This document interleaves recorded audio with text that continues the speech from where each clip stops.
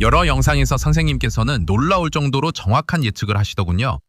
그래서 그게 제가 선생님에 대해 알고 있는 점이죠. 그리고 저는 그 점에 감탄합니다. 당신이 사건이 일어나기 전에 예측할 수 있는 능력에 말이죠.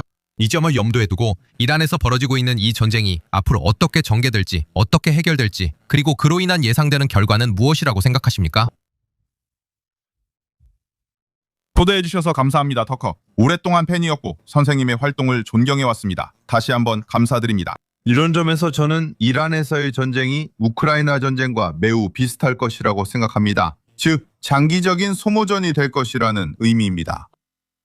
어느 쪽도 패배를 인정하지 않을 것이고 양측 모두 휴전에 도달하는 것이 이익임에도 불구하고 그렇습니다. 그리고 이것은 세계 경제에 극적인 결과를 가져올 것이며 이 전쟁은 수년 동안 계속될 수 있습니다. 이미 우리는 세계 경제에 큰 파장이 일어나고 있는 것을 보고 있습니다. 동남아시아에서 항공편이 취소되고 있습니다. 그들은 연료가 떨어져서 사람들에게 집에 머물라고 요청하고 있습니다. 그리고 앞으로 몇 달 안에 전문가들은 식량 부족을 예측하고 있습니다. 이는 각국이 식량을 배급할 수밖에 없다는 것을 의미합니다. 그리고 오늘 큰 사태가 벌어졌습니다. 이스라엘이 이란의 최대 가스전을 공격했고 이란은 보복으로 GCC의 에너지 인프라를 공격했습니다. 그리고 이란은 그들의 목표, 그들의 전략이 석유 가격을 배럴당 200달러까지 올리는 것이라고 선언했습니다. 이것은 전 세계 경제에 큰 영향을 줄 것입니다. 세계 경제가 저렴한 에너지에 의존하고 있기 때문입니다. 그래서 안타깝게도 저는 이 전쟁이 앞으로도 오랫동안 계속될 것이라고 생각합니다. 결국 미국이 지상군을 파병하게 될 것이고 결국 호르무즈 해협이 분쟁 지역이 될 것이며 결국 이 전쟁은 전 세계로 확산될 것이고 결국 다른 나라들도 이 분쟁에 휘말리게 될 것입니다. 그래서 사우디아라비아는 이란에 전쟁을 선포할 생각을 하고 있고 사우디아라비아는 파키스탄과 상호방위 조약을 맺고 있기 때문에 파키스탄도 이 전쟁에 휘말리게 될 것입니다. 그래서 상황이 통제 불능으로 치닫고 있습니다. 그리고 최근에 이란 전쟁 노력에 사실상 책임자였던 알리 라리자니가 암살당했습니다. 그리고 그는 이란의 고위 정치인이자 실용주의자로 휴전 협상을 할 수 있는 권한을 가진 인물이었습니다. 이제야 그가 없어 정말 출구가 없습니다.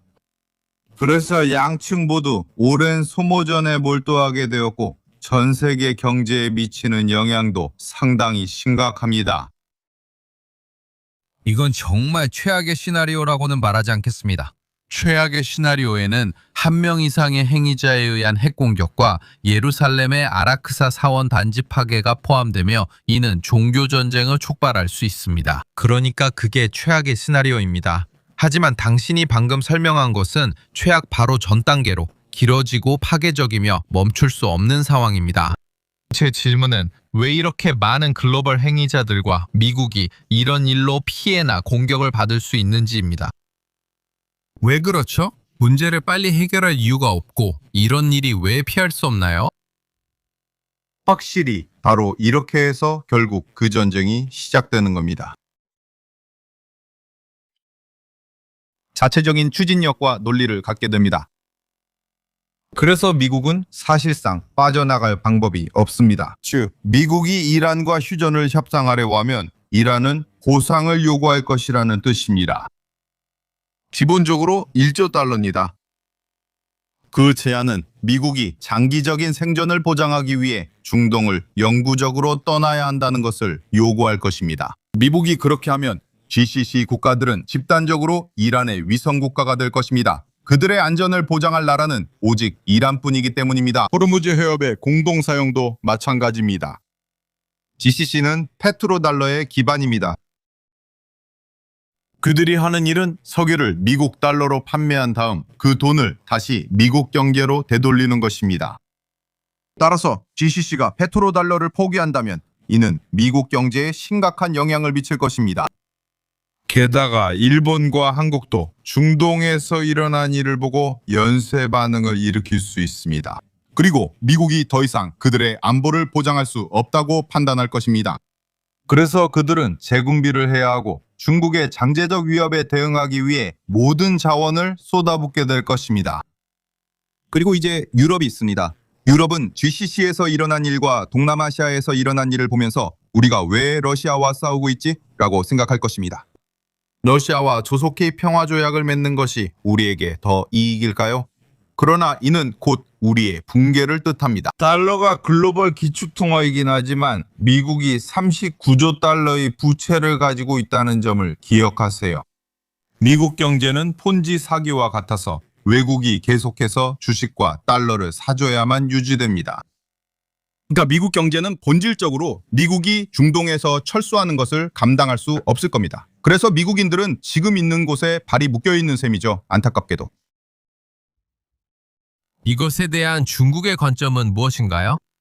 제 말은 중국은 페르시아만의 평화에 관심이 있는 것처럼 보입니다. 그곳에는 석유를 생산하는 7개 나라가 있으니까요.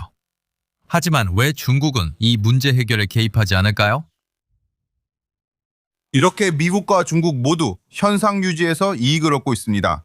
그리고 중국은 중동에서 벌어지는 이 전쟁이 아주 빨리 해결되기를 크게 바라고 있습니다. 중국은 에너지 수요의 약 40%를 걸프 협력회의 국가들로부터 수입하고 있습니다. 여기에는 이란산 석유뿐만 아니라 카타르의 천연가스도 포함됩니다. 맞아요. 지적하신 대로 중국은 가능한 한 빨리 휴전이 이루어지기를 매우 바라고 있습니다. 자, 안타깝게도 외교 문제에 개입하지 않으려는 정책은 중국 정부의 근본적인 성향의 일부입니다. 중국은 실제로 지정학적 구조가 없고 대전략도 없습니다. 중국은 진정으로 세계 무역을 믿지만 무력 충돌을 해결할 구조는 제대로 갖추고 있지 않습니다. 그래서 중국의 정책 이반자들은 실제로 막다른 길에 놓여 있습니다. 사실 중국 당국은 이미 중동에서의 학살과 폭력이 즉시 중단되고 호르무즈 해협이 다시 열리기를 원한다고 선언했습니다. 안타깝게도 제가 앞서 언급했듯이 전쟁이 시작되면 그것은 자체적인 추진력과 논리를 갖게 되고 일단 시작되면 멈추기가 매우 어렵습니다. 예측이 맞다면 저는 그렇지 않길 바랍니다. 기도하고 계신 것도 알고 있습니다. 틀리셨으면 좋겠지만 만약 틀리지 않다면 네, 그리고 이런 식으로 계속됩니다.